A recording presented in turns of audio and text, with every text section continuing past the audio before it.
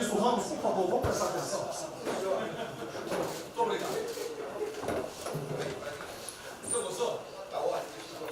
Senhores, bom dia.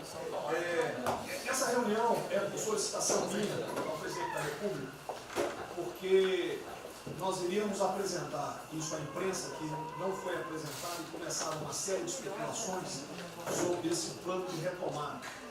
Então, eu solicitei ao presidente uma reunião com os ministros, porque o plano não vai ter efeito se todos os senhores não nos ajudarem, cada um na sua área, claro. Tá? Na hora que nós precisarmos das pessoas para a coordenação do plano, o Ministério que não colocar uma pessoa realmente que seja envolvida e tenha capacidade para poder coordenar e executar, esse Ministério vai ficar mais fraco e aí o plano todo fica meio capenga. Tá? É uma apresentação de 10 minutos no máximo, mas é somente isso. Eu pediria também aos senhores que a finalidade não é reunião de ministros para nós discutirmos nada, simplesmente para apresentarmos o plano. Como é que saiu essa ideia? Então, eu estava conversando com diversos ministros, entre eles Rogério Marinho, o Tarcísio, inclusive o nome do plano, eu roubei do plano do Tarcísio, né? Pedi autorização a ele e roubei. É um plano Marshall brasileiro. Né? E eu comecei a observar que tinha plano do Ministério de Desenvolvimento Regional, que a economia tem plano, que a saúde tem plano, e não estava havendo uma coordenação, uma sinergia. Então esse foi o motivo dessa reunião aqui. Eu vou procurar ser bem breve no objetivo. Por favor, passa primeiro. Muito bom. Passou tudo, acabou. Então vamos acabar. Você está no fim, está errado, cara. Passa primeiro, muito bem. Os senhores podem observar o seguinte. Eu comecei com o presidente. O problema, nós estamos invertendo a questão de uma lógica de raciocínio. Nós temos um problema, né? Nós temos esse problema, temos que ver quais são as consequências negativas desse problema.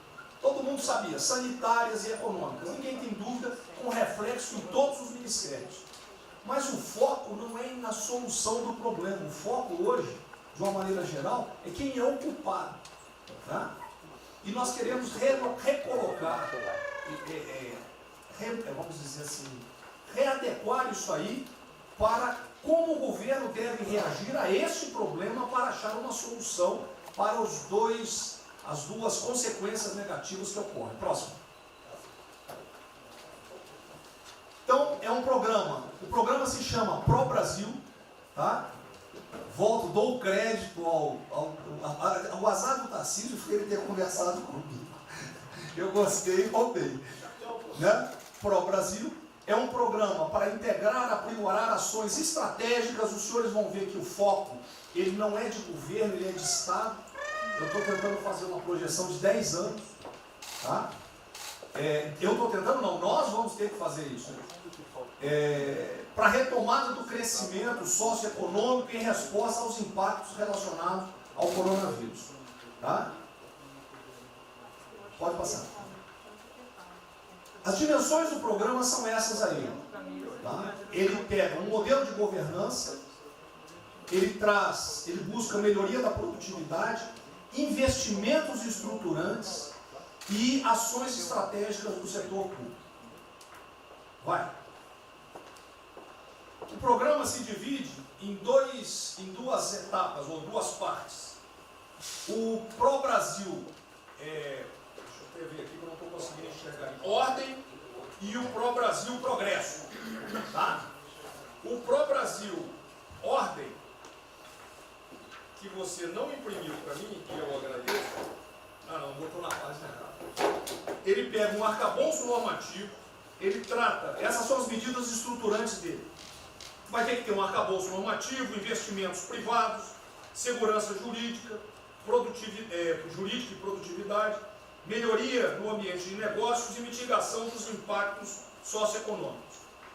Na parte de investimento, ele foca em obras públicas, parcerias do setor privado. Esse programa também ele tem um foco na redução das desigualdades regionais. Tá? tem um foco na redução das desigualdades regionais. O Cid está com o dedo errado aí. E só um segundo, por favor. Pode passar, por favor, Cid. Qual é a abrangência do programa? Os senhores podem observar que ele tem uma parte de infraestrutura, ele tem ações viabilizadoras e tem ações de apoio na lateral. Como é que é o nome mesmo? Facilitadoras. Então, observe, na infraestrutura, com foco particularmente nessas obras que estão paralisadas, esses investimentos que nós estamos perdendo, que estão paralisados. Ele pega infraestrutura de transporte e logística, desenvolvimento regional e cidades, pega energia, mineração, telecomunicações. No desenvolvimento produtivo, ele foca na indústria, agronegócio, serviços e turismo. Nas laterais, os senhores têm a parte de cidadania, capacitação, saúde, defesa, inteligência e segurança. Tem também cadeias digitais, indústria criativa e ciência. E nas viabilizadoras, que são transversais em toda a parte do programa, nós temos finanças e tributação, legislação e controle, meio ambiente e a parte institucional e internacional. Qual é o nosso time frame que nós estamos pensando aí? A estruturação do programa. Eu preciso que os senhores, nós vamos fazer uma reunião, como os senhores podem ver. É a primeira reunião do grupo de trabalho, tá? Com todos os ministérios envolvidos. Na sexta-feira agora, tá? Os senhores vão receber o horário. E aí nós teremos de maio a julho a estruturação do programa. De agosto a setembro, o detalhamento do projeto. A partir de outubro, implantação em larga escala, tendo um foco prioritário naquelas ações que têm uma resposta mais imediata.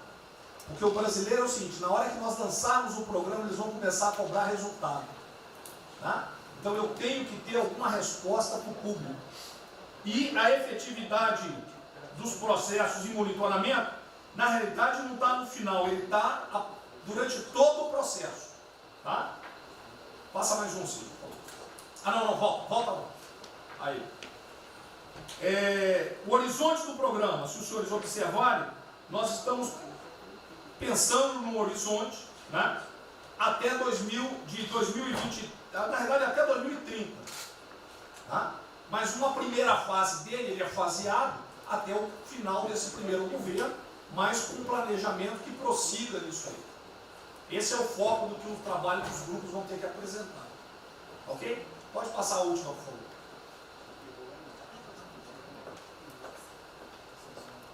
É sem sombra. Certo? Só um layout para os senhores. Então, na sexta-feira, eu solicitaria que os senhores, quando enviassem os representantes, esses representantes já viessem com uma noção dos programas ou do que os senhores pretendem dentro dos ministérios de vocês. Uma primeira ideia, e nós vamos partir disso para elaborar isso aí. O trabalho não será feito aqui é somente uma coordenação. Cada ministério vai fazer e nós vamos coordenar. Presidente Nacional. Vamos dar a palavra para o Guedes, com todo respeito aos demais, acho que o ministro mais importante nessa missão. Eu queria fazer a primeira observação seguinte: não chame de plano macho que revela um despreparo enorme. Não, isso aqui foi só aqui agora. Quando se falou em plano macho, o Brasil é um nome espetacular. 10.000. Plano macho é um desastre. Revela despreparo nosso. Plano macho, por exemplo, os Estados Unidos podem fazer um plano macho para nos ajudar.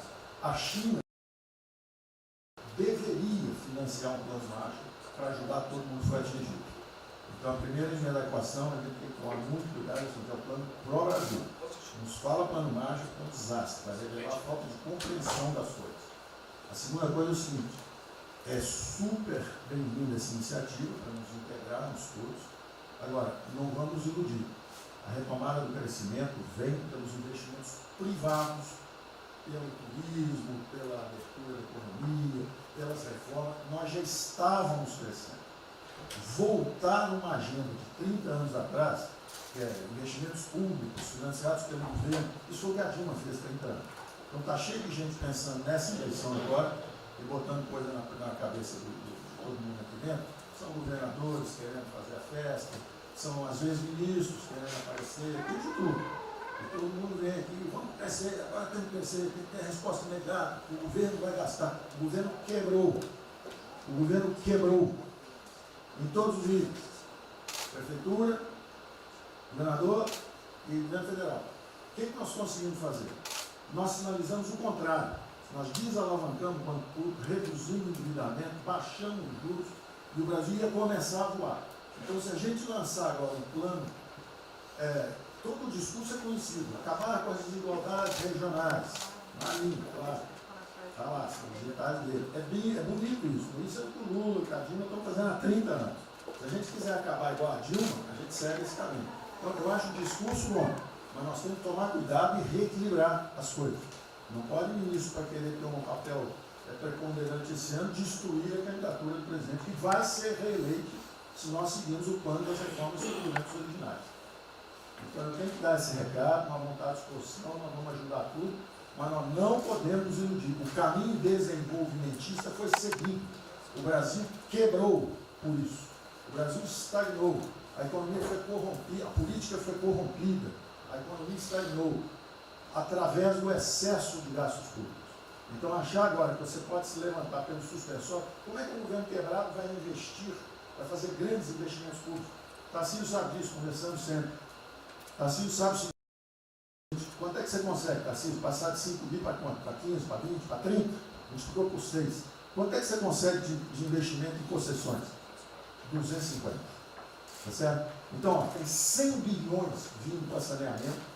Tinha 100 bilhões que viriam, as 17 maiores petroleiras do mundo viriam para a nossa seção onerosa. 100 bilhões de seção onerosa, 100 bilhões de mineração, 100 bilhões de saneamento, 230 bilhões de concessões, 500 bilhões. Cadê o dinheiro do governo para fazer isso? Não tem. Então, quem está sonhando é sonhador. A gente aceita. Politicamente, a gente aceita. Vamos fazer todo o discurso da desigualdade, vamos gastar mais, precisamos eleger o presidente. Mas o presidente tem que pensar daqui a 3 anos. Não é daqui a 1 ano, não. Tem muita gente pensando na eleição desse ano. É só a observação que eu farei. Eu estou fora da eleição, só um minutinho. A ideia aqui, ninguém falou em investimento público por enquanto. Inclusive, nós falamos ali em investimento, falamos inclusive em investimentos privados. O que tem que acontecer é o seguinte: eu estou vendo um plano de tanta gente, nós temos que centrar aqui a imprensa, a economia, vai exatamente o que pode, o que não pode. Fundamental a coordenação. Até para pensar na imprensa que está saindo. Que são na imprensa assim, plano Marshall e economia está fora. Quer dizer, alguém foi para a imprensa e falou: vê o plano Marshall ali, a economia está fora. Quer dizer, enfraquecer o nosso discurso num momento desse é uma tolice, é um atentado contra nós mesmos. Questão da imprensa, eu acho que eu resumi hoje na frente do Palácio 20 segundos. Eu não vou falar com vocês, que vocês vão deturpar, vocês inventam e potencializam. Tem que ser o papel de cada um, não pode um sair daqui no cantinho, foi mais ou menos. Não pode falar nada, tem que ignorar esses caras, 100%. Senão a gente não vai para frente. A gente está sendo pautado para esses pulhas, o tempo todo jogando um contra o outro. É a Pedro Cristina contra mim, não pode jogar a Pedro Cristina, joga ela contra mim, o tempo todo. Tá? Então, se a gente puder falar zero com a imprensa, é a saída. Bom, eu vou ser muito rápido aqui, general. Primeiro, parabéns. É fundamental esse processo de coordenação e de centro de governo. Nós precisamos ter isso cada vez mais aprofundado e com melhor qualidade. Segundo, eu quero, não precisa, mas eu quero me somar a essa visão do ministro Paulo Guedes, porque vamos lá. Nós recebemos o governo com 36 mil obras paradas. Oriundas da onde? Do pátio. Só para lembrar. O Abraão tem não sei quantas mil creches. 3 mil creches paradas que somam nessas 36. Então, o que nós trouxemos para o Brasil e como é que nós começamos o ano, e eu vou lembrar, presidente, o senhor sempre disse, é muito triste ver um brasileiro chegar no exterior e ser recebido com o manto da desconfiança. Pois nós passamos, Paulo Guedes, o ano todo, Tarcísio, Tereza, Bento, o nosso ministro Marcos Pontes e outros, andando pelo mundo e fazendo o quê? Vendendo o Brasil. Terminamos o ano, lembra do número, 482 bilhões de investimentos para os próximos 20 anos. Uma boa parte, mineração, petróleo, por aí vai. Recebemos 90 bilhões de bônus de outorga. Nós temos 10 bilhões de dólares do governo da Arábia Saudita que precisa definir onde é que vai votar. Mas o príncipe autorizou. São 50 bilhões de reais. A dinheiro de ouro. Então, eu tenho convicção de que nós temos que continuar fazendo o que a gente vinha fazendo.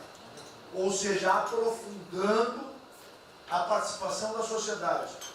Nós temos uma coisa emblemática aqui, que é a Lei da Liberdade Econômica, que pela primeira vez na história do Brasil, desde que o Brasil é Brasil, o cidadão diante do Estado tem razão, até que o Estado prove ao contrário. Foi isso que fez os americanos, que há 200 anos atrás eram muito mais pobres do que nós, ser muito mais ricos do que nós. Então, o aprofundamento são sim das reformas, é sim ousar e ter uma reforma tributária que baixe o imposto no Brasil, reduz a carga tributária, estou falando sério. A gente nunca discutiu isso entre nós, mas isso tem que caminhar para isso. Por quê? Porque aí nós damos fôlego à iniciativa privada para que ela faça o que tem que fazer e nós vamos ser mediadores desse processo, apenas.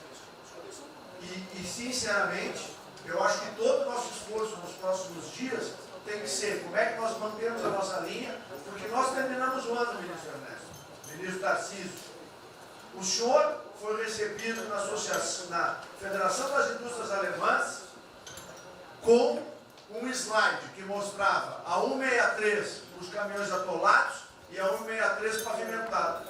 E o presidente que coordenava aquele momento, eu estava lá lhe aguardando, voltando da Rússia, disse ao senhor, o que vocês brasileiros fizeram que nós não acreditávamos que vocês recuperaram a confiança e estão fazendo tantas transformações. Então, presidente, só para concluir, 100% dessa linha, mas que a gente não perca o foco original, porque por onde a gente estava caminhando, nós recuperamos a confiança externa e externa.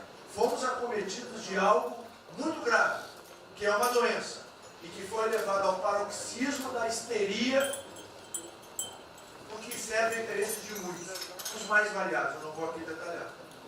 Mas, sinceramente, temos que rapidamente voltar ao que nós estamos fazendo, porque nós estamos no caminho certo, e a prova disso é que todo mundo voltou a olhar o Brasil como esse.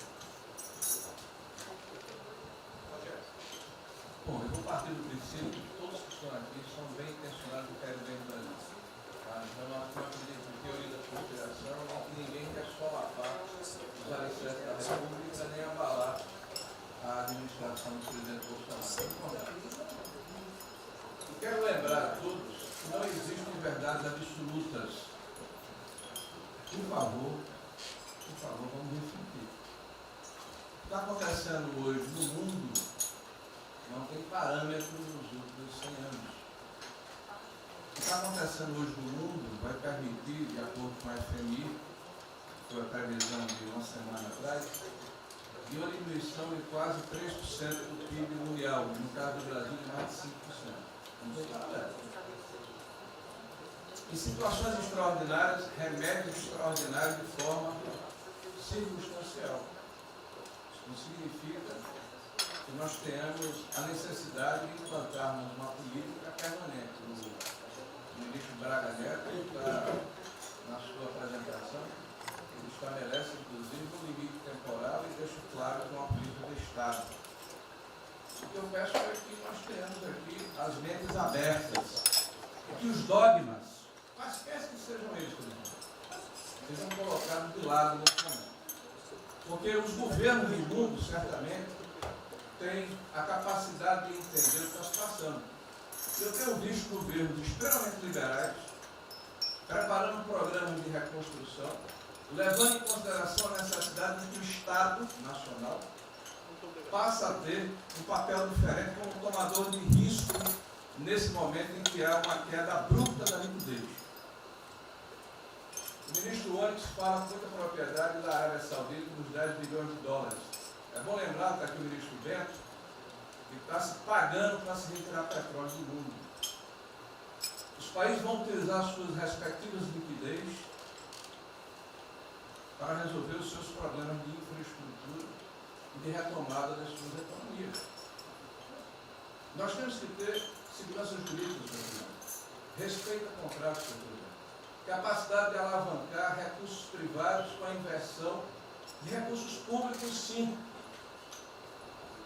É bom lembrar que eu tenho ouvido falar, não sei se é verdade, depois vai colocar na ponta do lápis, que a gente pode chegar a 600 bilhões de reais esse ano de ajuda a empresas e a pessoas físicas. Recursos do governo federal, fruto de endividamento do governo, desse governo, que vai terminar o ano com déficits 4, 5, 6 vezes maior do que estava precificado no início do ano. Caiu um meteoro sobre as nossas cabeças.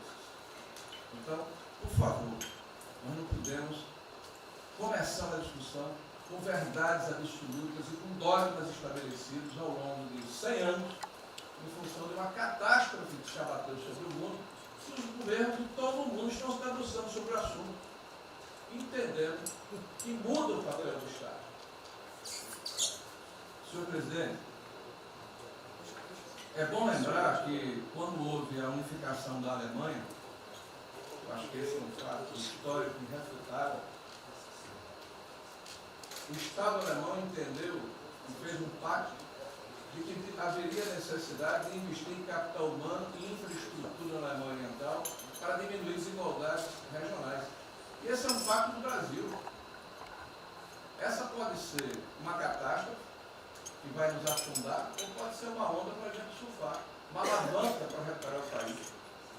Todos os países do mundo estão submetidos ao mesmo processo. Vai depender da nossa capacidade de termos uma opção clara de que forma vamos sair desse problema. Se vamos gastar 600 bilhões de reais para resolver uma situação que é emergencial e todos reconhecemos que é necessária, e darmos segurança à população, no caso alimentar, para evitarmos o caos, para diminuirmos a mortandade das empresas, muito bem, está correto, essa é a boa direção. Por que não 5, 6, 7% desse total, 10% desse total, em obra de infraestrutura? Por que não termos a capacidade de alavancarmos o emprego no momento em que a retomada, todos os economistas aqui reconhecem, vai ser muito lenta? Bom, eu só estou falando isso, presidente, para que nós possamos ter essa discussão sem dogmas, sem verdades absolutas, sem a preocupação de que as coisas continuam como eram antes. Não são como eram antes. Aqui e no mundo inteiro. É isso.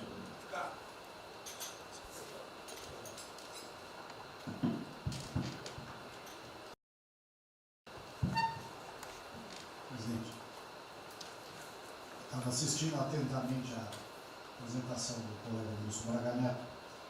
Na parte final, ali no slide das questões transversais, está o meio ambiente, mas acho que o que eu vou dizer aqui sobre o meio ambiente se aplica a diversas outras matérias. Nós temos a possibilidade, nesse momento que a atenção da imprensa está voltada quase que exclusivamente para o Covid e daqui a pouco para a Amazônia. O general Mourão tem feito os trabalhos preparatórios para que a gente possa entrar nesse assunto da Amazônia um pouco mais calçado, mas não é isso que eu quero falar. A oportunidade que nós temos, que a imprensa não está nos dando um pouco de alívio nos outros temas, é passar as reformas infralegais de desregulamentação, simplificação, todas as reformas que o mundo inteiro, nessas viagens que se referiu ao Onix, certamente cobrou dele, cobrou do Paulo, cobrou da Tereza, cobrou do Tarcísio, cobrou de todo mundo. Da segurança jurídica, da previsibilidade, da simplificação. Essa grande parte dessa matéria, ela se dá em portarias e normas dos ministérios que aqui estão, inclusive de meio ambiente. E que são muito difíceis, e nesse aspecto acho que o meio ambiente é o mais difícil de passar qualquer mudança infralegal em termos de instrução normativa e portaria, porque tudo que a gente faz é pau no judiciário, no dia seguinte. Então, para isso precisa ter um esforço nosso aqui, enquanto estamos nesse momento de tranquilidade no aspecto de cobertura de imprensa, porque só fala de Covid, e ir passando a boiada, e mudando todo o regramento, e simplificando normas, de IFAM, de Ministério da Agricultura, de Ministério do Meio Ambiente, de Ministério disso, de Ministério daquilo. Agora é a hora de unir esforços para dar de baseada a simplificação regulatória que nós precisamos, em todos os aspectos. E deixar a AGU, o André não está aí, né? E deixar a AGU de stand-by para cada pau que tiver, que vai ter. Essa semana mesmo nós assinamos uma medida, a pedido do Ministério da Agricultura, que foi a simplificação da lei da Mata Atlântica para usar o Código Florestal. Hoje já estão nos jornais dizendo que vão entrar com ações judiciais e ação civil pública no Brasil inteiro contra a medida. Então, para isso, nós temos que estar com a artilharia da AGU preparada para cada linha que a gente avança. Mas tem uma lista enorme em todos os ministérios que têm papel regulatório aqui para simplificar. Não precisamos de Congresso. E coisa que precisa de Congresso também, nesse fuzuê que está aí, nós não vamos conseguir aprovar. Agora tem um monte de coisa que é só parecer, caneta. Parecer, caneta. Sem parecer também não tem caneta. E dar a canetada sem parecer é cana. Então, isso aí vale muito a pena. A gente tem um espaço enorme para fazer. Enfim, acho que essa é uma questão importante que estava aí nos slides, Você vê que a jurídica também está embaixo. Isso, exatamente. Só o senhor entender o seguinte, isso aqui é coordenação dos planos que eu sei que todos estão fazendo. Tá? Coordenação. O que vai ser possível executar ou não, vão entrar naquelas nas limitações que nós temos, e o que tiver conflito será levado à decisão do presidente. Agora nós temos que andar com isso rápido, porque a queda do desemprego, o país está sem esperança, nós temos que fazer isso andar. O pessoal da iniciativa privada está nos procurando, a gente tem que dar um rumo nisso aí. Bom, a ideia é essa. Me ligou agora de manhã o Eduardo Gouveia Vieira, da Firjan. Ele quer fazer uma videoconferência onde mais de 300 empresários do Rio, um pouquinho abaixo do potencial de São Paulo, para hipotecar a solidariedade. A ideia é que nós temos de reabrir o comércio. A desgraça que a gente pela frente, eu acho que o Paulo está até legal, Paulo. Eu não sou economista não. Vai ser uma porrada muito longa, você pode imaginar. Não são apenas os informais. Eu acho que bateu a 10 milhões de carteiras assinadas por saco. E os governos estaduais não têm como pagar salário. Não tem. Maio, metade do estado não tem mais como pagar salário mais. A desgraça está aí. Eles vão querer empurrar essa trozoba para cima da gente. Esse pessoal aqui do lado vai querer empurrar. E a gente vai reagir, porque aqui não é saco sem fundo. Tá? Então essa preocupação vamos ter. Paralelamente a isso, tem o AB da vida, enchendo o saco do Supremo, para abrir processo de impeachment, porque não apresentei meu exame de vírus, essa frescurada toda. E todo mundo tem que estar ligado. Não é apenas cuidar do seu ministério nessas questões que estamos tratando aqui, é tratar da questão política também. Tá certo? Então essa preocupação temos que ter, porque a luta pelo poder continua a todo vapor. E sem neurose da minha parte. Tá? O campo fértil para aparecer umas porcaria aí, né? Levantando aquela bandeira do povo ao meu lado, não custa nada. O terreno fértil é isso: desemprego, caos, miséria, desordem social e outras coisas mais. Então essa preocupação todos devem ter. Né? Não é, tá bom, o Ministério fatura, deu merda, no colo do presidente. Não pode ser assim. Hoje eu vi o Magno Malta me defendendo. O Magno Malta, desculpa aí, foi tratado lá atrás para ser vice. Depois ele resolveu não ser, tudo bem. Depois foi tratado para ser ministro, tudo bem. Agora, politicamente, ele nunca me deu uma alfinetada e sempre está defendendo com os problemas que ele tem. Então, não é o ministro ir de peito aberto enfrentar, entrar no covil dos leões. Mas não pode. Né? Por exemplo, quando se fala em possível impeachment, ação no Supremo, baseado em filigranas, eu vou em qualquer lugar no território nacional. Ponto final. O dia que for proibido de ir para qualquer lugar do Brasil, pelo Supremo acabou o mandato. E espero que eles não decidam, ou ele, né, monocraticamente, querer tomar certas medidas, que daí nós vamos ter uma crise política de verdade. E eu não vou meter o rabo dentro das pernas. Zero. Certo? Porque se eu errar, se achar um dia ligação minha com o empreiteiro, dinheiro na conta nas ruas, porrada, sem problema nenhum. Vai para o impeachment e vai embora. Agora, com frescura, com babaquice, não. Até em cima do que eu falei, em frente ao Forte Apache. Eu sou o chefe supremo das Forças Armadas. Por sinal, o pessoal estava lá, eu fui lá, dia do Exército. E falei algo que eu acho que não tem nada demais. Mas a repercussão é enorme. Oh, o AI-5. Cadê o AI-5? Acabou agora. O AI-5 não existe adicional no Brasil mais. É uma besteira. Artigo 142. É um pessoal que não sabe interpretar a função. Agora, em cima disso, fazer uma onda. Vamos ouvir deputados, empresários, seja lá o que for. Agora, quando a Câmara fala lá dentro, uma homenagem a Che Guevara, a Mao Tse Tung e tudo mais, não tem problema nenhum. Quando o Partido Comunista do Brasil faz suas convenções e do lado lá, Fidel Castro, não tem problema nenhum. Quando um coitado levanta uma placa de AI-5, que eu estou me lixando para aquilo, não existe AI-5. Não existe. Artigo 42. Nós queremos cumprir o artigo 42, todo mundo quer cumprir o artigo 42. E haver necessidade, qualquer dos potentes pode, né, pedir às Forças Armadas, né, que intervenham para restabelecer a ordem no Brasil, naquele local, sem problema nenhum. Agora, todos, né, têm que se preocupar com a questão política e aquele direito, tira a cabeça da toca, porra. Não é só ficar dentro da toca o tempo todo, não. Estou bem, estou cuidando da minha imagem, a minha imagem está aqui, eu sou bonitinho, e o requisito todo, não, tem que fazer a sua parte.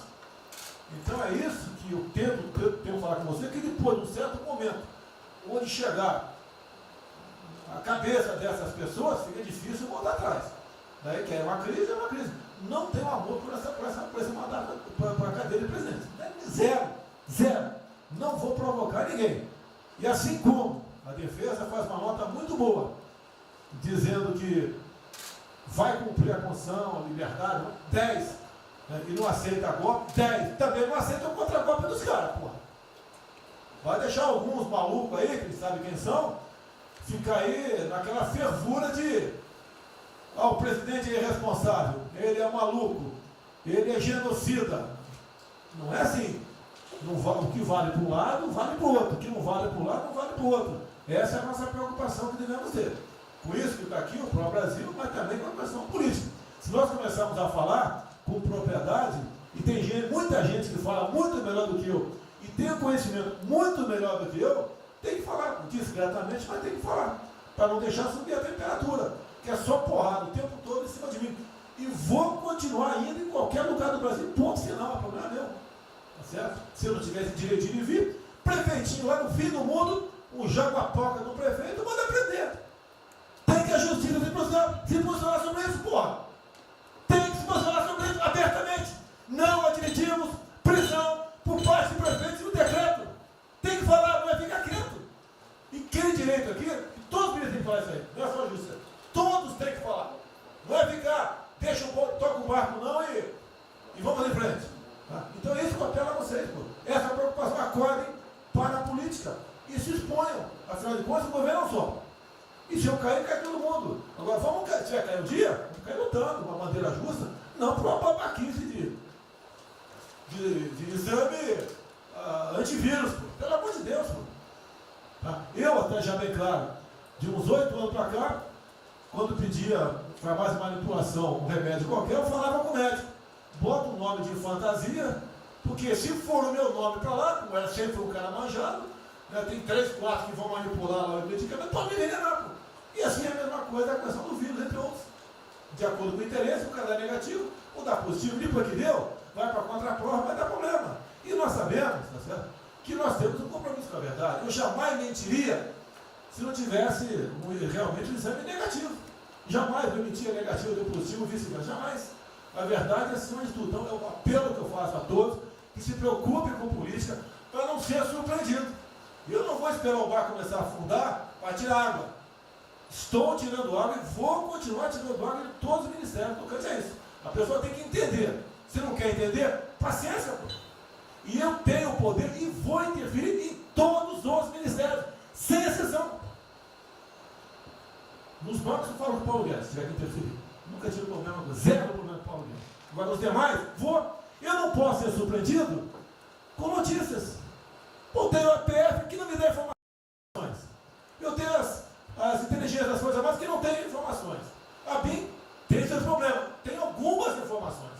Só não tenho mais porque está faltando, realmente, temos problemas. Aparelhamento, etc. Mas a gente não pode ver essa informação. Quem é que nunca ficou atrás da porta ouvindo que seu filho ou sua filha está comentando? Tem que ver, depois que ela engravida, não adianta falar com ela mais. Tem que ver antes. Depois que o moleque encheu os cornos de droga, não adianta mais falar com ele, já era. E a informação é assim. Eu estava vendo, estudando aqui de semana aqui, como é que o serviço chinês secreto trabalha nos Estados Unidos. Qual a preocupação nossa aqui? É simples, né, irmãos? Não deve falar publicamente. Deve falar como? Está todo mundo vendo o que está acontecendo?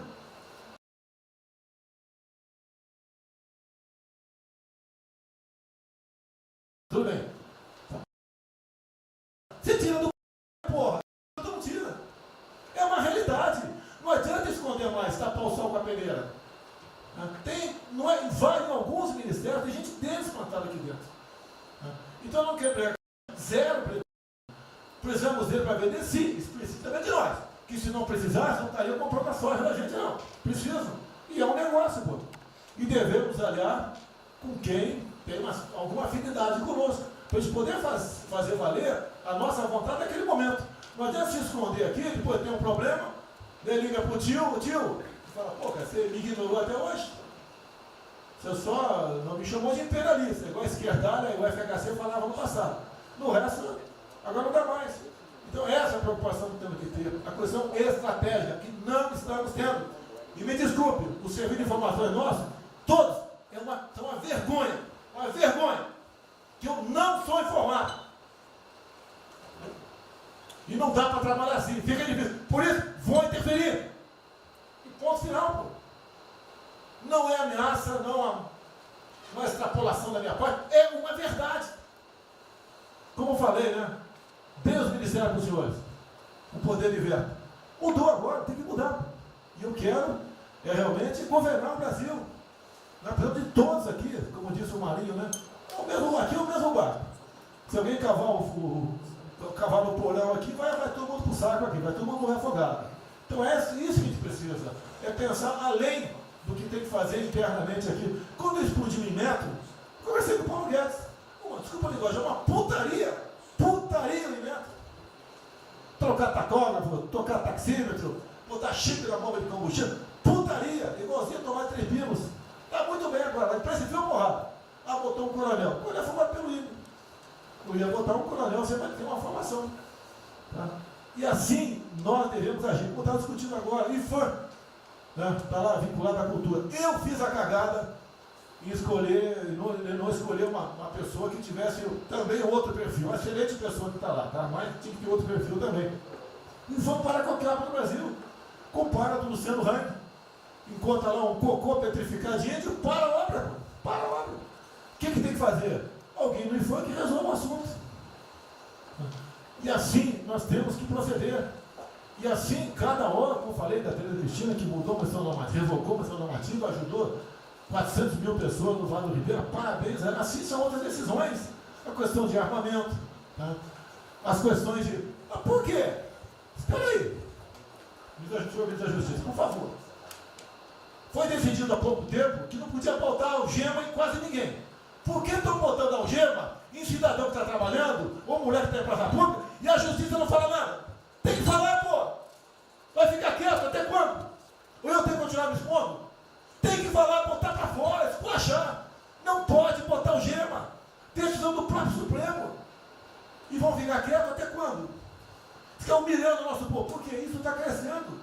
O pessoal fica apontando para mim, votei em você para você fazer alguma coisa. Votei em você para você tomar decisões, para você brigar. E é verdade.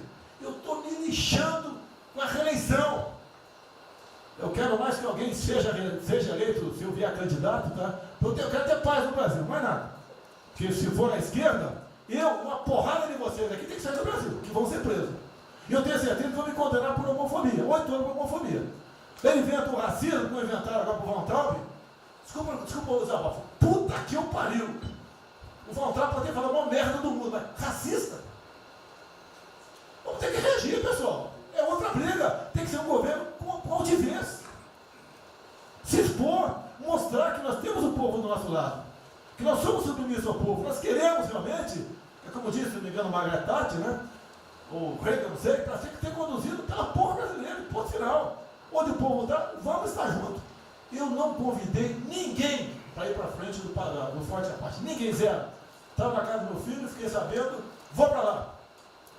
A empresa está falando agora que não sei, 2 ministros militares aí não aceitaram meu convite. O dia que ou eu convido o ministro para o churrasquinho em casa, eu pago a missão. Eu vou pagar a missão. A missão foi absurda, o ministro falou, tchau, estou fora. Tá certo? Ou vai e fica puto, mas vai puto.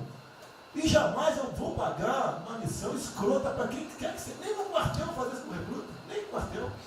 Tá certo? Quem tirar o nosso convívio aqui, que é muito bom, partir para essa linha. Não estamos em desespero, nós estamos bem. Não somos acusados de desvio, de corrupção, nada, está zero. Temos problema pela frente, vamos tentar solucionar. Eu tenho conversado com vários ministros e vamos solucionar, porque o destino do Brasil está na mão desse grupo privilegiado que está aqui. E eu não seria nada sem vocês. Vocês não seriam ministros sem eu. Duvido, dificilmente eu tenha sido ministro se tivesse uma data aqui, eu duvido. Podia aceitar por alguns dias, né? Depois ver a sacanagem que ia ser, não ia ser diferente do que foi os 2 anos anteriores do PT, né? Ia pedir para sair. Então, um apelo para vocês: todo mundo se preocupa com o futuro do Brasil, com a questão política. Criticar um ato de uma pessoa ou outra não é criticar o Congresso ou de criticar o Supremo Tribunal Federal. Quem não ficou revoltado, o Moro ficou revoltado com a liberdade desse pessoal. Por causa de vírus, botou esse estuprador para fora. Imagine ter estuprado uma filha nossa, um filho da puta desse posto de liberdade. Nós temos que colocar no lugar dessas pessoas, desse pai que tinha sido estuprado, aí o vagabundo foi posto na rua. Com a decisão, foda-se quem seja, tem que jogar pesado em cima disso. Não é um desabafo, pessoal, é uma realidade. O nosso barco está indo, mas não sabemos ainda, no momento, dado o último caso, vírus, para onde é nosso barco. Pode estar indo em direção ao iceberg. A gente vai para o fundo. Então vamos se ligar, vamos se preocupar. Quem de direito se manifesta com altivez, com palavras polidas, tá? Mas coloca uma posição. Porque não pode tudo veio para a minha retaguarda, tudo. Tá? E vocês têm que apoiar junto comigo, logicamente, quando tiver motivo para apoiar, ou motivo para bater.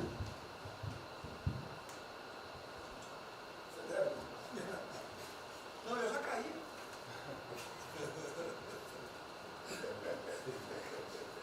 Já foi ministro Moro que falou. A sequência aqui é o seguinte: ministro Moro, Montezano, o Nelson e o Paulo Guedes. Aí eu pediria só aos senhores que fossem em pé. Você também? Paulo Guedes quer uma política e quer cobrar os raios. Depois do Bem, a primeira questão do plano ali que foi apresentado, fica aqui o registro do meu elogio, certo que ele tem que ser preenchido aí nos detalhes, existem as questões econômicas a ser resolvidas lá pelo Ministério da Economia, a ser trabalhado também com as outras áreas econômicas. Só faria uma sugestão aqui, ministro, se pudesse colocar desde logo, em algum momento desse plano, alguma referência importante também à segurança pública e a controle da corrupção. Foram 2 temas centrais, né, nas últimas eleições, e são 2 temas que, embora, claro que o plano vai ficar sujeito aí ao detalhamento necessário, mas acho que é importante ter uma referência inicial para não parecer que nós estamos descurando desses aspectos específicos. Nós não entramos em detalhes, porque isso aqui, o senhor viu que todos os ministérios praticamente se mandaram, isso aí para mim viria no detalhamento do ministério, mas eu acho que politicamente cabe. Não, sim. Não, eu entendo que cabe no detalhamento, mas acho que uma referência Então, a gente vai né, seria interessante. Tem que apontar também que foi uma vitória do governo, do presidente. No ano passado houve uma queda expressiva desses principais indicadores criminais.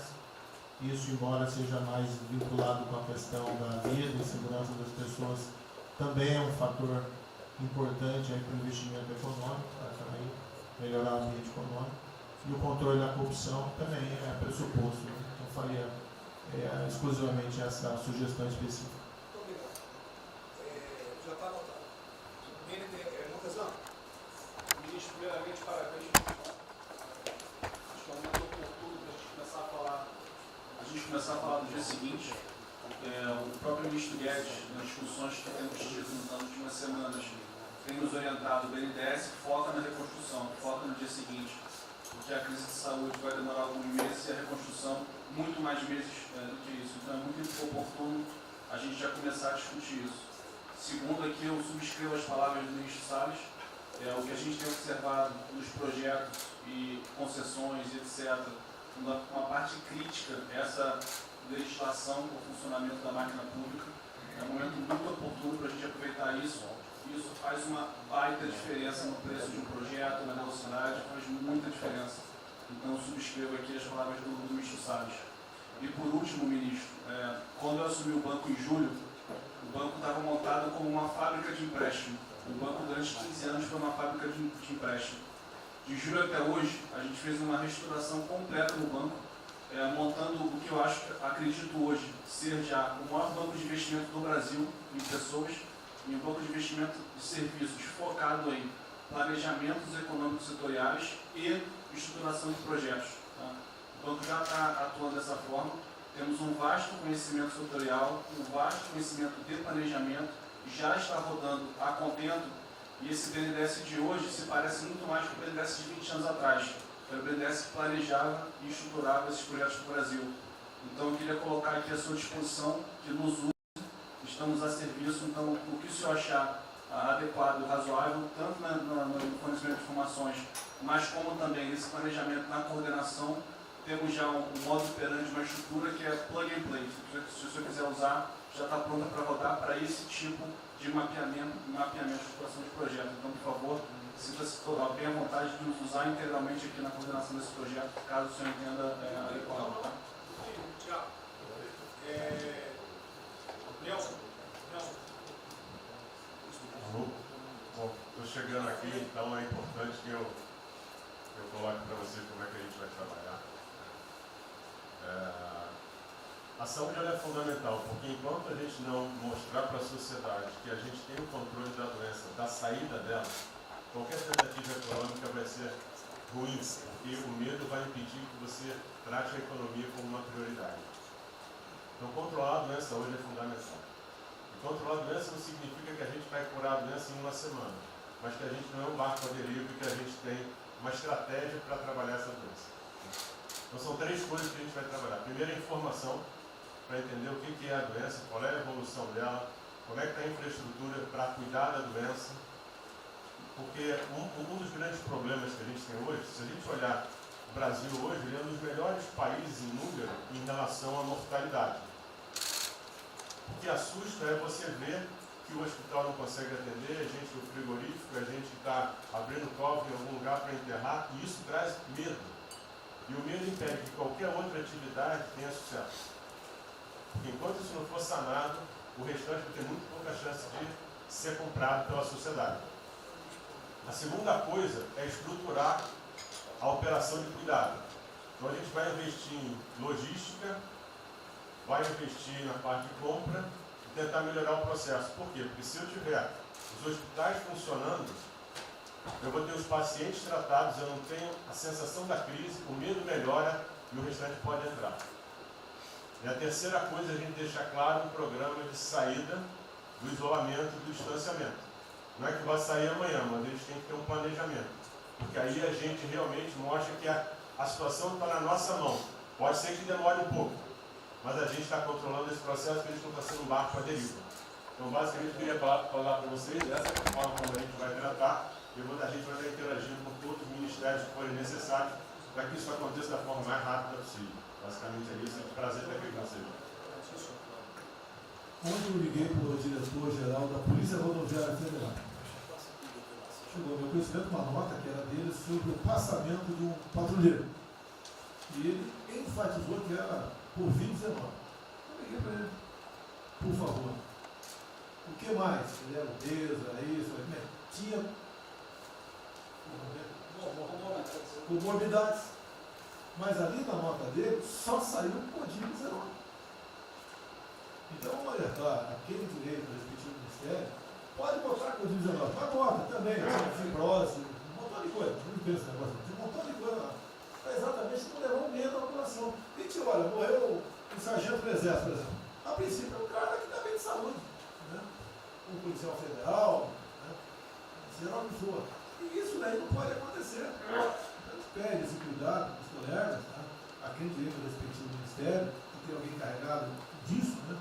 Tomar esse devido cuidado para não levar mais medo ainda para a população.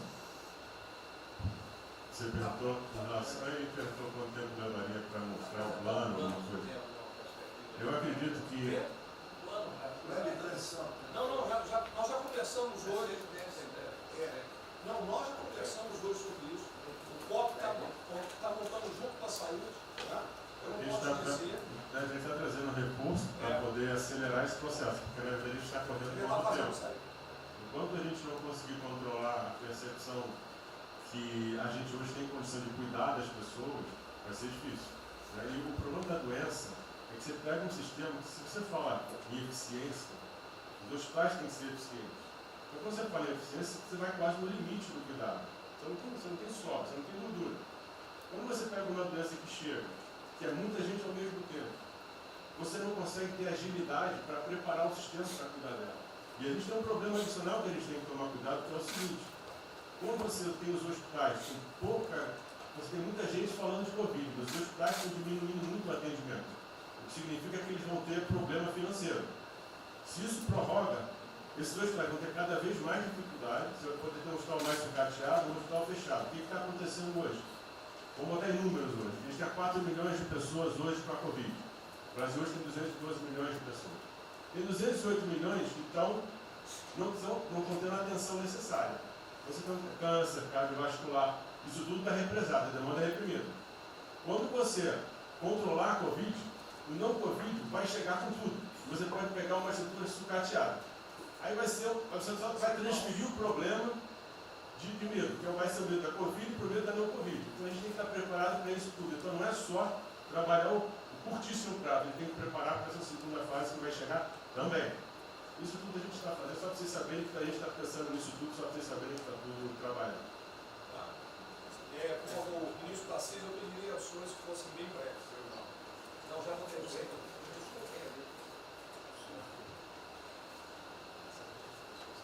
Só para louvar a iniciativa, acho que é importante essa coordenação da Casa Civil. Tenho certeza que é o que a sociedade espera isso de nós. A boa notícia é que a gente vem conversando com os investidores, eles estão interessados no nosso programa de concessão. Claro que a gente vai ter que ajustar alguma coisa nos projetos em função da percepção do nível de risco. E a gente vai fazer isso calibrando taxa de retorno, monitorando melhor agora a questão da demanda, reestimando a demanda nos projetos, mas a gente tem certeza que os projetos vão sair. Qual o cuidado que a gente tem que ter? A gente fala em 250 bi de investimento, só que concessão funciona o seguinte: o que a gente contratar agora vai gerar investimento em 2023, 2024, não é imediato. E a gente vai precisar de fazer alguma coisa imediata, e aí tem que ter a inteligência, porque também não adianta. Isso, me dá lá 30 bi por ano, não vou gastar, eu não vou usar. Eu não vou ter condição de usar isso. Porque nos períodos altos lá que a gente executou mais, a gente consegue ali ter uma capacidade operacional de executar 13, 14 milhões máquinas. E a gente já tem 8 de orçamento por ano. Então, no final das contas, a gente fazendo as contas e vendo o que nós já temos de projeto pronto, o que é necessário, que agrega valor imediato. É um 35 Maranhão lá, que leva a safra para o Porto de Itaqui, que se acabou. Ali eu posso fazer uma intervenção imediata. E o que a gente vai falar? Estou falando de pegar os 8 que a gente tem e agregar mais 3, mais 4. É essa a conta. Eu acho que isso é realmente necessário para gerar emprego, para dar a resposta que a sociedade está querendo e conjugando isso com investimento privado. As duas coisas têm que andar juntas, né? E aí nós vamos dar um bom retorno. A gente está vendo aí o esforço que o BNDES está fazendo, a gente está fazendo um trabalho magnífico, trazendo o banco, trazendo o privado, o sindicato de bancos, para assumir uma responsabilidade que é deles também. O Banco Central injetou um monte de liquidez aí no sistema, para o dinheiro não ficar empossado, e aí preservando o caixa para atuar, né, nesses projetos de infraestrutura que vai ser fundamental. Então, eu acho que é essa linha que nós precisamos ter, né? E tivemos aí dois caras aí na história recente que pegaram terra arrasada e entraram para a história. Um foi o Roosevelt, o outro foi o Churchill. O terceiro vai ser o Bolsonaro. Primeiro Guimarães,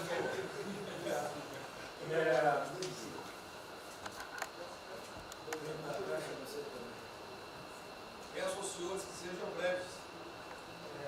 São só 5 pontos muito rápidos. Primeiro, presidente, o maior programa da história do mundo de inclusão social, digital, que nós estamos fazendo nesse governo, pessoas que tomavam dinheiro a 25% ao mês. Quer dizer, todos os ladrões lá, PT, PMDB, PSDB, aquela ladroagem toda, 25% ao mês. E ninguém se indigna. Esse governo que se indignou, o governo dos liberais. Então, assim, acho que a gente está com problemas narrativos. Hoje de manhã, por exemplo, o pessoal da Band queria dinheiro. O ponto é o seguinte, vai ou não vai dar dinheiro para Bandeirantes? Ah, não vai dar dinheiro para Bandeirantes? Passei meia hora levando porrada, mas repliquei. E falei, olha, vocês estão em casa? Eu tenho 30 mil funcionários na rua. Não tem esse negócio, essa frescurada de home office. Eu já visitei 15 agências. E você em casa? Aí o pessoal ficou um pouco mais calmo. Quer dizer, eu posso ter 30 mil brasileiros nas agências lá. Sabe quantas pessoas a Caixa está pagando hoje? 7 milhões de pessoas. E todo mundo home office. Que porcaria é essa? Desculpa o meu ponto, presidente. Quando o senhor falou, eu vou me emocionar. O Luiz Lima, que nadou com meu pai, foi atleta olímpico, teve a esposa e a filha de 14 anos presa ontem, no Camburão. Que porra é essa? Desculpa. Que porra é essa? O cara vai pro Camburão com a filha, que se fosse eu, ia pegar minhas 15 armas e ia dar uma... Eu ia morrer. E se a minha filha fosse pro Camburão, eu ia matar ou morrer. Que isso? Estava nadando, é uma atleta olímpica. Você tira a pessoa está nadando com 14 anos. Eu tenho uma filha Maria de 14 anos. Se a minha filha fosse pro Camburão, ou eu matava ou morria. Que isso? E a esposa do Luiz Lima nem usou o fato de ser esposa do deputado federal. Mas assim, foi calado, saiu é calado. aquele governador roubando para a direita, está tudo quanto é lado. Então o governador rouba, aí ele sai prendendo todo mundo e fica tudo isso por isso mesmo. Aí a gente faz o maior programa da história da humanidade de inclusão de pessoas que recebiam 25% ao mês, cobrado. PSDB, PT, PMDB, aquele grupo todo. Na hora de privatizar, todo mundo, com 200 milhões, 300 milhões, tem vice-presidente da Caixa que eu expulsei, dos 120, 105 eu tirei. E se o senhor precisar, obviamente, meu chefe, o ministro Paulo Guedes, ele decide. Não tem problema. Inclusive, porque o que acontece? Se roubar, eu vou ligar para o ministro Moro para prender. Agora, se precisar de um diretoria, não sei o quê, desde que sejam honestos, o ministro Paulo Guedes é que decide, etc. Mas dos 120, eu tirei 105. E na Caixa, não tem desonestidade, até onde eu saiba. Mas, assim, eu acho que a gente está levando muita porrada, presidente. E, de novo, não estou dizendo de ninguém aqui, não.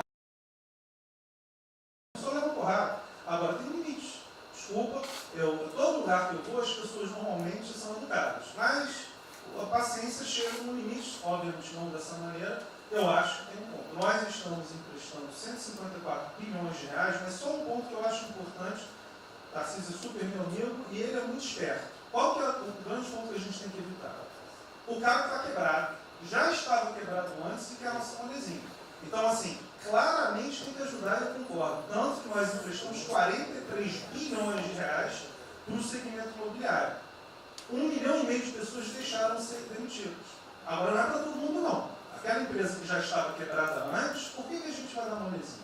Então, este ajuste fino é importante, os bancos têm que fazer. Por quê? Último ponto que eu falo. Já estou sendo processado também, vou nós dois juntos para a cadeia, por causa do auxílio emergencial. Sabe o que tem? Tem gente do TCU dizendo que a gente está dando muito e tem gente dizendo que a gente está dando pouco. Ferrou. Ou seja, tem gente querendo me prender porque está dizendo que a gente está dando muito. E tem gente querendo me prender, que são aqueles caras lá que estavam antes, dando pouco. Vão acabar sendo presos, mas o que a gente não vai fazer? Deixar 30, 40, 50 milhões de pessoas passarem fome. Então, é só o meu recado dizendo o seguinte: a Caixa, o Banco de todos os brasileiros. Poxa, a gente está com 30 mil pessoas.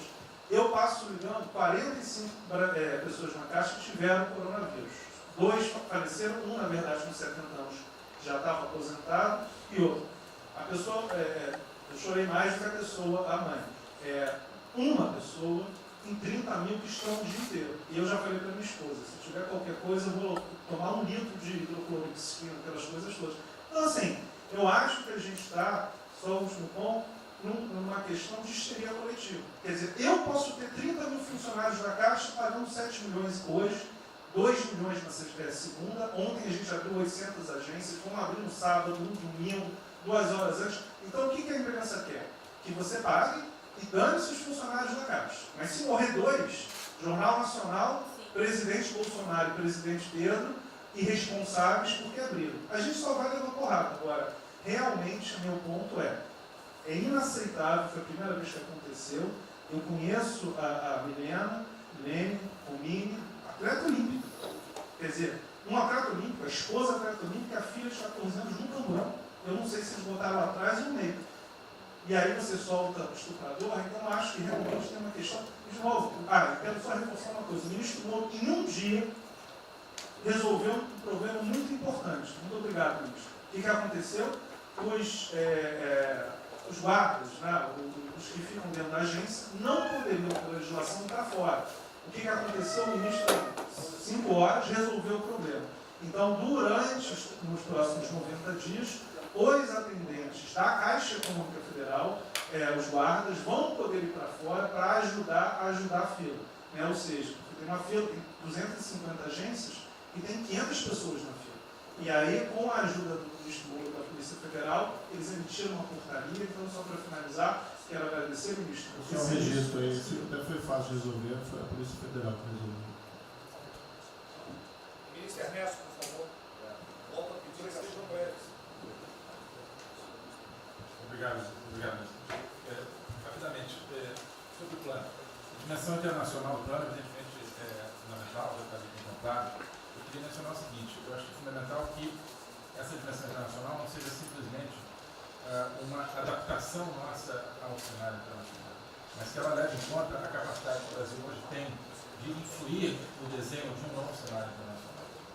Eu estou cada vez mais convencido que o Brasil tem hoje as condições e a oportunidade de se sentar na mesa de 4, 5, 6 países que vão definir a nova ordem mundial. Um dia, na conversa do presidente com o primeiro-ministro da Índia, o indiano disse que vai ser tão diferente o pós-coronavírus, o pré, quanto o pós-segunda guerra, o pré. Eu acho que é verdade. E assim como houve um Conselho de Segurança que definiu a ordem mundial, 5 países depois da Segunda Guerra, vai haver uma espécie de novo Conselho de Segurança, e nós temos dessa vez a oportunidade de entrar nele e acreditar na possibilidade do Brasil influenciar e ajudar a formatar um novo cenário. E esse cenário, acho que tem que levar em conta o seguinte: estamos aí revendo os últimos 30 anos de globalização. Vai haver uma nova globalização. O que aconteceu nesses 30 anos?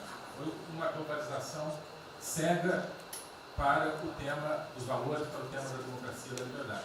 Foi uma globalização que a gente está vendo agora, criou um modelo onde no centro da economia internacional está um país que não é democrático, que não respeita os direitos humanos, etc. Essa nova globalização acho que não pode ser cega. Tem que ser uma globalização, tem que ser uma estrutura que leve em conta, claro, a dimensão econômica, mas também essa dimensão da liberdade e do valor. E da mesma maneira, acho que o plano está apontando para isso, na nossa dimensão nacional, também não pode ser um plano cego para essas dimensões daquilo que nos traz, que traz o projeto do presidente, que é não simplesmente a eficiência, a pujança, o crescimento econômico, mas a liberdade, a combate à corrupção, a reinvenção do Brasil livre, do Brasil livre dessas mazelas que estão na extinção. Obrigado. Obrigado, ministro. Roberto Campos. É o último que colocou. Não é bem nada. É só vou voltar na história. Vou voltar aqui numa história breve. Queria lembrar que no fim do governo Dilma a taxa de juros era 14,5%, a curva, mas a taxa longa era 20%.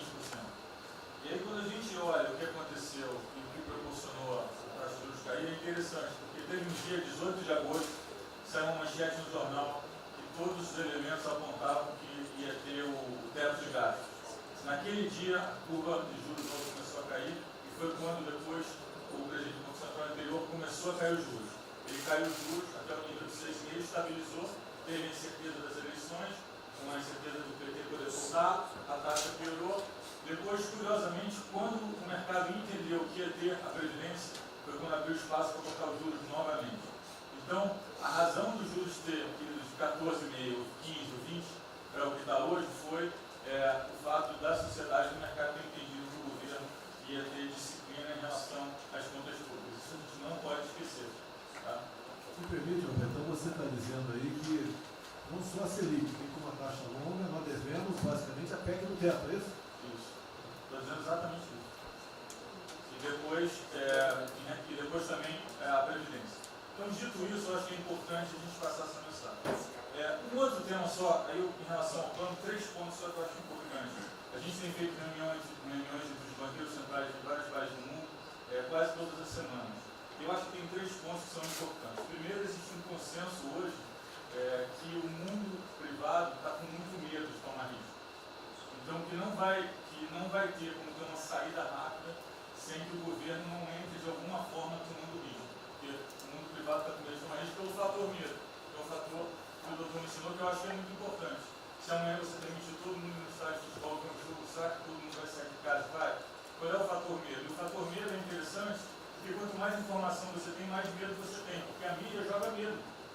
Então você tem hoje uma classe mais alta que tem mais medo que a classe mais baixa, exatamente porque eles têm mais acesso à informação e a informação enviesada. Então, o primeiro ponto é esse tomar risco. O segundo ponto rápido é um tema que eu acho que está muito crescendo também, crescendo bastante, que é a análise, que a gente chama de análise intertemporal. Quando você faz uma ajuda, quando o governo faz um gasto, geralmente acontece 2 coisas. Ou você bota fundo perdido, ou seja, esse gasto não vale nada, e aí vai ter um reflexo na economia, na taxa de juros, ou as pessoas exageram e falam, esse gasto vai ser um multiplicador. Provavelmente não é nenhuma coisa nem outra. O que eu acho que falta de analisar os gastos do governo é o quanto desse gasto eu recupero lá na frente, via preservar empregos, via manter uma empresa viva que ia morrer. Então eu acho que falta análise completa do gasto. O gasto nunca é fundo perdido. Também ele nunca é muito multiplicador, ele é um meio do caminho entre uma coisa e outra. E o que eu acho que falta é a análise de eu vou gastar tanto e esse gasto vai ter essa efetividade. Por exemplo, existe uma percepção do mercado que dinheiro para o governador e prefeito é dinheiro jogado fora. Pode ser que seja mentira, mas existe essa percepção hoje. E tem vários vídeos rodando por aí, os senhores devem ter visto, de que o dinheiro vai para a prefeitura e não vai parar, porque vai em bem intangível, que é difícil de controlar. Vai em programa que a pessoa nunca tem como monitorar. Então, acho que é importante esse tema de fazer essa análise intertemporal e ver realmente qual é a eficiência do gasto. E, por último, último ponto, conversando com investidores, a gente tem feito isso, inclusive nós fizemos uma conversa, 2 bancos centrais com investidores, inclusive de infraestrutura, e o problema principal que aparece em toda a conversa no Brasil, do investidor privado, é que, no passado, toda vez que o investidor privado entrou, teve muita sacanagem. O tema da governança é super importante. Então, eu estava conversando com o Marinho, a coisa mais importante desse projeto, na minha opinião, é garantir que a governança é boa. O investidor privado ter certeza que ele vai estar junto com o governo, ou ele vai estar em grande parte tomando risco, às vezes o governo vai tomar um pouquinho, mas que é uma coisa que ele não precisa se preocupar na frente da governança. E o jeito de melhorar a governança é colocar agentes internacionais que fazem governança mundial. A gente conversou um pouco sobre isso, só isso. Obrigado. Obrigado. Ministra Damares, por favor. Perdão, Marcelo já falou? Não. Ministra Damares. Ministro, parabéns pela ideia, mas eu preciso lembrar e eu preciso fazer sempre isso para que a gente não perca o foco, a questão dos valores, ministro. Esse governo tem o pilar dos valores. Não se pode construir nada neste governo sem a gente trazer valores. Nós estamos sabendo, e a gente está falando o tempo todo, que nós não seremos mais os mesmos depois dessa pandemia. O mundo não será mais o mesmo, nós não seremos mais o mesmo, e nós vamos ter que fazer uma revisão de políticas públicas no mundo todo e no Brasil. Nós vamos ter que nos reinventar, com certeza. Neste momento, o que nós estamos vendo aqui no nosso comitê? Nós estamos buscando dados e não estamos encontrando dados. Nós recebemos um governo que não tinha dados, os dados que nós tínhamos eram falsos, mentirosos. Um Brasil de achismo, um Brasil de talvez, eu acho que é, talvez sim, talvez não. Políticas públicas construídas até agora nessa nação em cima de talvez e de achismo. Nós vamos ter que rever muita coisa. É um país plural. Quando a gente foi buscar os povos tradicionais agora para a gente construir enfrentamento ao coronavírus, nós descobrimos, ministros, que nós temos 1.300.000 ucranianos no Brasil. Ninguém nunca falou de ucranianos para nós. A questão do anterior do Ministério, por 2 vezes eu mandei a mensagem, não se manifestou, não se interessou, mas eu acredito que é um projeto que pode, sobretudo, trazer para o governo federal uma boa visibilidade com essa preocupação de quem está na linha de frente do combate, que são os profissionais de saúde. Visando 2 coisas, eu já vou terminar, que é primeiro melhorar essa logística do profissional de saúde, que sempre tem um hotel próximo ao hospital, aos hospitais, e também a preservação da família desses profissionais, mostrando, obviamente, a sensibilidade do presidente Jair Bolsonaro na preocupação com essas vidas desses profissionais. Obrigado. Parece que é hoje, às 16 horas. Hoje, então, é uma reunião marcada para a gente discutir isso aí. Obrigado. Saúde e turismo. A gente definiu. Penúltimo debatedor, o ministro Weintraub. Obrigado. Em 3 anos eu... Fica lá no penúltimo. Obrigado. Em 3 anos, através do Onix, eu conheci o presidente. Nesses 3 anos eu não pedi uma única conselho, não tentei promover minha carreira, me ferrei na física, ameaça de morte, na universidade, e o que me fez, naquele momento, embarcar junto, era a luta pela liberdade. Eu não quero ser escravo nesse país. E acabar com essa porcaria que é Brasília.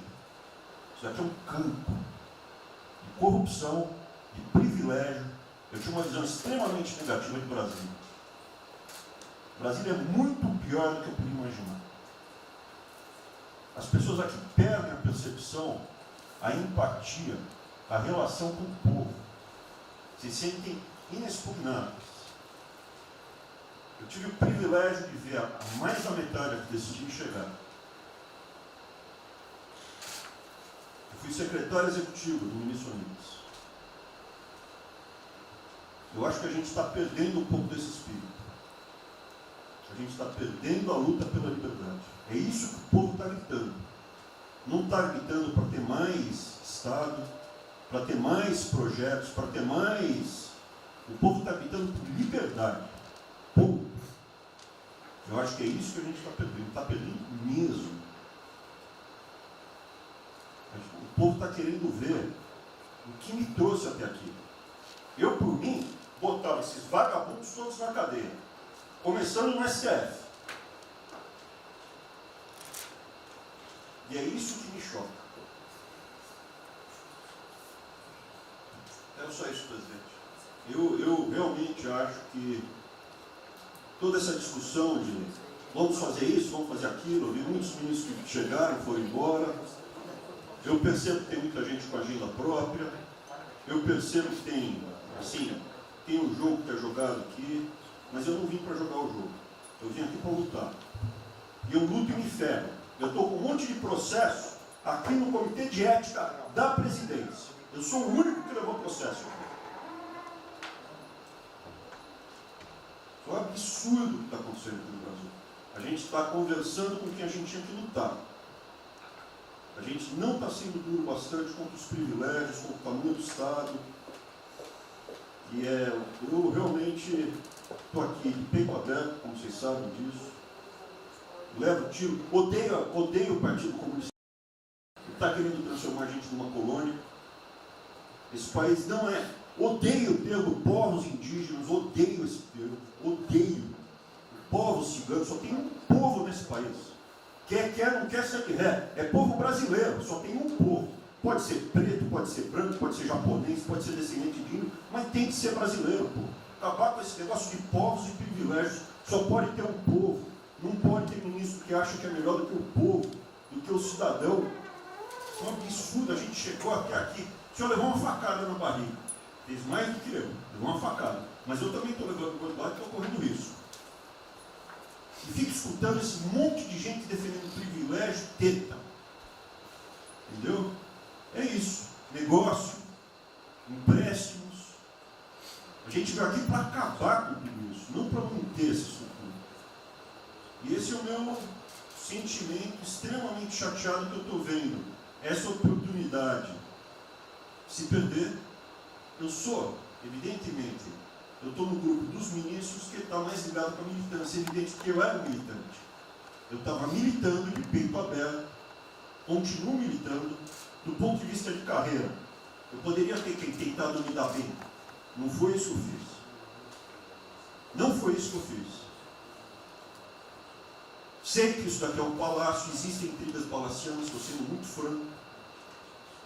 E a gente pode sim perder a liberdade, perder esse país. Ninguém vai se dar bem se a gente perder esse país. Quem vai se dar bem são pouquíssimas famílias. Pouquíssimas famílias. Não se iludam. Não se iludam. É isso. Deixa eu complementar aqui. O que o Ventório está falando, eu estou com 65 anos, a gente vai se aproximando do que não deve. Eu já tenho me policiado tocante a isso daí. São pessoas aqui em Brasília, os três poderes, que não sabem o que é povo. Eu converso com alguns, não sabe o que é um feijão com arroz, não sabe o que é um supermercado, esqueceu. Acha que o dinheiro cai do céu. Eu estou com meus privilégios garantidos, meus 100 mil por mês, em média, 100 mil por mês a galera, né? Legalmente. E acho que isso não vai acabar nunca. Como alguns acham que a liberdade, qual é desse cara? Tá maluco? Eu estou vendo mais antigo aqui, o Joelino aqui. Ele sabe o que foi 64. Muitos aqui não sabem. Essa cambada que tentou chegar no poder de 64, se tiver chegado, ele estava fudido todo mundo aqui. Cortando, ele estava felicíssimo cortando cana, ganhando $20 por mês. Não pode esquecer disso. Nós não podemos esquecer o que é esse povo. Eu vou convidar os ministros para domingo e passar a excelente da Guadia. Convite, né? Não é missão, mas convite. Para ver como é que está o cara na esquina. Depois ver uns merda para falar aí, né? Uns merda de sempre. O cara rompeu o isolamento, tá dando peça. Tem peça pro cacete, pô. Tá passando fome, tá na merda, pô. Sentiu o cheiro de povo. Como eu falei lá. É uma experiência para todo político sentir e lá ver como é que está o negócio. Ou a gente tem que estar como se fosse, né, um general na retaguarda e deixar a tropa se ferrar na frente. Não, o general está na frente, o coronel está na frente, o capitão está na frente. Nós, heróis da Segunda Guerra Mundial, estiver na frente do campo de batalha. Simples aqui, tenho certeza que as Forças Armadas vão cumprir com o seu papel, mas nós temos que dar exemplo e mostrar que o Brasil não é.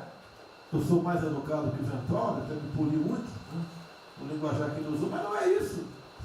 Que o pessoal pinta por aí, se reunindo de madrugada, para lá, para cá, cima de informações. O meu funciona. O meu particular funciona. Os que tem oficialmente desinformam. E voltando ao tema, eu prefiro não ter informação do que ser desinformado por cima de informações que eu tenho. Então, pessoal, muitos vão poder sair do Brasil. Mas não quero sair, ver a minha irmã de Eldorado, outra de Cajati, o coitado do meu irmão capitão do exército de Miracatu, se fuder, pô. Como é perseguido o tempo todo. É a posta da Folha de São Paulo, diz que meu irmão foi expulso de um açougue em Registro, que estava comprando carne sem máscara. Comprovou no papel, estava em São Paulo esse dia. O dono do restaurante, do açougue, falou que não estava lá. E fica por isso mesmo, isso aqui é problema dele, né? Mas é putaria o tempo todo a me atingir mexendo com a minha família. Já tentei trocar gente da segurança nossa no Rio de Janeiro, oficialmente, e não consegui. Isso acabou. Eu não vou esperar fuder minha família toda, de sacanagem, ou amigo meu, porque eu não posso trocar alguém da segurança na ponta da linha que pertence à estrutura. Vai trocar. Se não puder trocar, troca o chefe dele. Pode trocar o chefe dele? Troca o ministro. E ponto final. Não estamos aqui para brincadeira. Eu tenho um garoto aqui, com todo respeito, do BNDES. Eu conhecia, ele usava calção lá. Pode ver nos Estados Unidos para cá, podia estar muito bem lá. Veio para cá, já estava voltando ao Brasil com o vídeo do Paulo Guedes. E amigo dos pais dele, você conhece ele, né, Paulo Guedes? Eu não lembro dos teus pais, não de você, tá certo? Mas alguém que está investindo aqui. E todos nós temos que pensar nisso. O que esses filhos de Maia querem, é a nossa liberdade. Olha, como é fácil impor uma ditadura no Brasil, como é fácil. O povo não é delicado. Por isso que eu quero, de ministro da Justiça e ministro da Defesa, que o povo se arme. Que é a garantia que não vai ter um filho da puta aparecer para impor uma ditadura aqui. Que é fácil impor uma ditadura. Facílimo. Um bosta do prefeito, faz um bosta no decreto, algema e deixa todo mundo dentro de casa. Se eu tivesse armado, ia para a rua. E se eu fosse ditador, né, eu queria desarmar a população. Como todos fizeram no passado, quando queriam, antes de impor a sua respectiva ditadura. Aí, que a demonstração nossa, eu peço ao Fernando e ao outro, por favor, assine essa portaria hoje, que eu quero dar um puta do recado para esses bosta. Por que eu estou armando o povo? Porque eu não quero uma ditadura. E não dá para segurar mais. Né? Não dá para segurar mais. Quem não aceitar as minhas bandeiras, Damares, família, Deus, Brasil, armamento, liberdade de expressão, livre mercado, quem não aceitar isso está no governo errado. Espere para 22, né, o seu Álvaro Dias, espere o Alckmin, espere o Haddad, ou talvez o Lula, né? E vai ser feliz com eles, pô. No meu governo está errado. É escancarar a questão do armamento aqui. Eu quero todo mundo armado. Que o povo armado jamais será escravizado. E que cada um faça, exerça o teu papel, se exponha. Aqui eu já falei. Pede o ministério quem for elogiado, pela Folha e pelo Globo. Pelo antagonista. Tá? Então tem certos blogs que só tem notícia boa de ministro. Não sei como. O presidente não atrapalha ninguém. Não atrapalha ninguém. Deixa cada um se fuder. Damares, deixa cada um. Damares, o presidente fala de liberdade. Deixa cada um se fuder do jeito que quiser. Principalmente se o cara é maior, vacinado e bilionário. Deixa o cara se fuder. Lá não entra nenhum brasileirinho. Não entra nenhum brasileirinho desprotegido. Se a CGU tiver como controlar a entrada e a saída do dinheiro. Isso, então vamos lá. Se não tiver como lavar dinheiro sujo. Então, só para terminar as observações também finais ali, o Campos falou duas coisas também interessantes. Então, o Campos falou duas coisas interessantes ali. Uma é o seguinte: o estrangeiro para vir para fazer investimento, eu recebi um embaixador, já reportei isso para o presidente, eu recebi o embaixador dos Estados Unidos e ele veio conversar conosco. E a mensagem maior dele era uma só.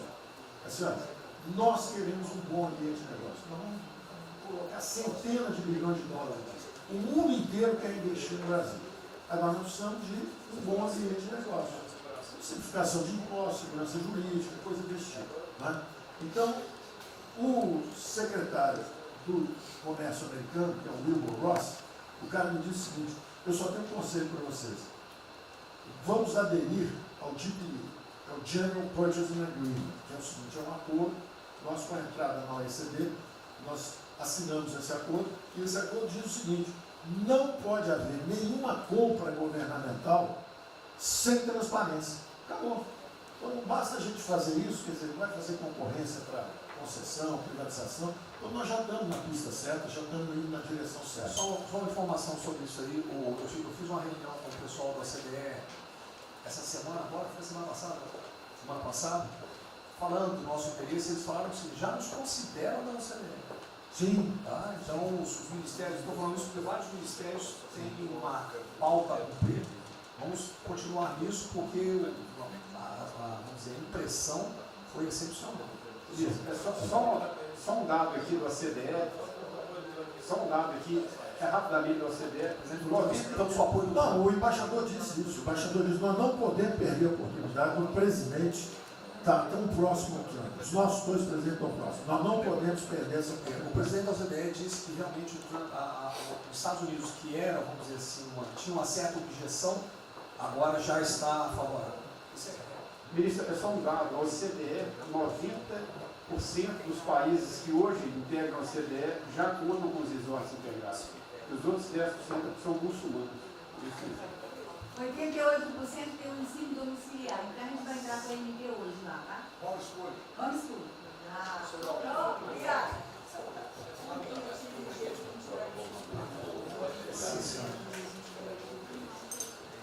Uma nova ordem do coronavírus, muitos países vão colocar regras para ter estoque novamente. Eu acho que não é o nosso caso.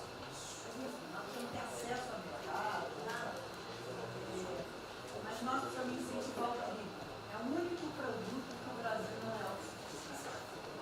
O resto, se amanhã quiser fechar, temos 2 milhões.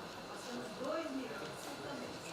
Mas nós temos 2 milhões de hectares na linha Mato-Piba, prontos, inclusive, com a Embrapa, com variedades super produzidas para poder investir. Precisa de dinheiro. Uma última coisa. O dinheiro que volta, financiamento. O que nós precisamos é baixar os custos. A agricultura não aguenta 9% de juros, é muito alto. Sobre o Brasil não fala nada, não? O Banco do Brasil não está tudo em cobra. O Banco do Brasil não está tudo em cobra, porque ele não é privado nem público. Então, se for apertar o Rubem, coitado, ele é super liberal. Mas se apertar ele e falar, bota o juro baixo, eu não posso, senão a turma, os privados, meus minoritários, me apertam. Aí você fala assim, bota o juro alto, eu não posso, porque senão o governo me aperta. O Banco do Brasil é um caso pronto de privatização. É um caso pronto, e a gente não está dando espaço. O senhor já notou que o BNDES e a Caixa, que são nossos públicos, a gente faz o que a gente quer. O Banco do Brasil não consegue fazer nada, ele tem um liberal lá. Então tem que vender essa porra logo.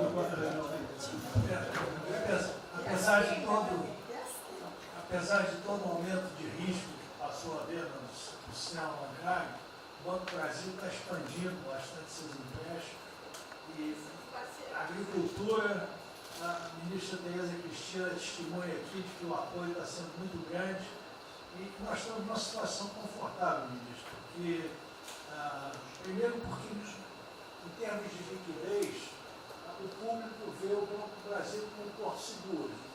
Então, nós não estamos tendo problemas que outros bancos estão tendo, de preocupação com a liquidez do banco, com a rigidez do banco. E na nossa formação de resultado, as pessoas físicas não têm um papel preponderante dentro do Banco do Brasil.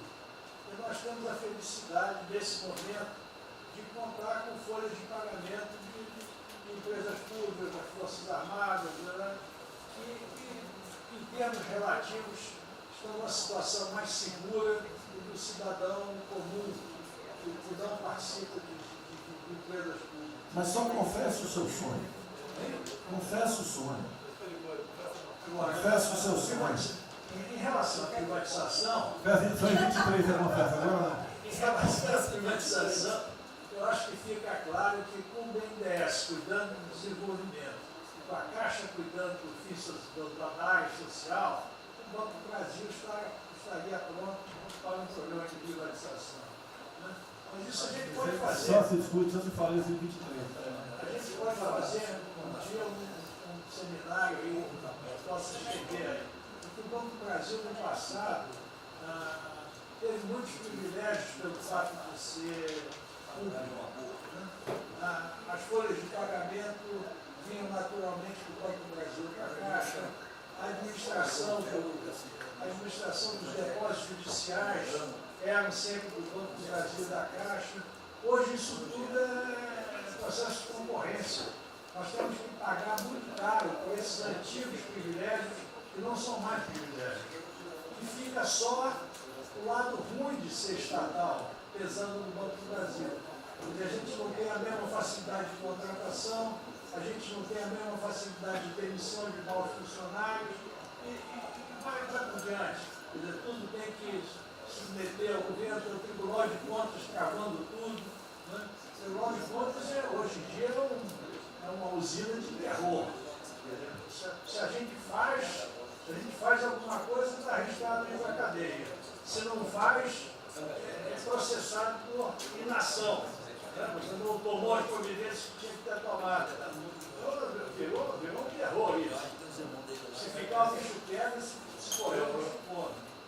Agora, se me permite, eu queria fazer uma observação rápida sobre a área de medicina. Eu acompanho os números diariamente. Eu vejo que os óbitos, eles chegaram diários, passaram de 200 durante alguns dias, 4, 5 dias, mais de 200 pessoas sendo mortas. De uns 4, 5 dias para cá, esses óbitos caíram bastante, já não chegam mais na casa de 200. A minha sensação, de quem não é especialista no negócio, mas que observa os números, é que o tal do pico, o tal famoso pico, que gerava tantas preocupações, a minha sensação é que esse pico já passou. Né? Agora...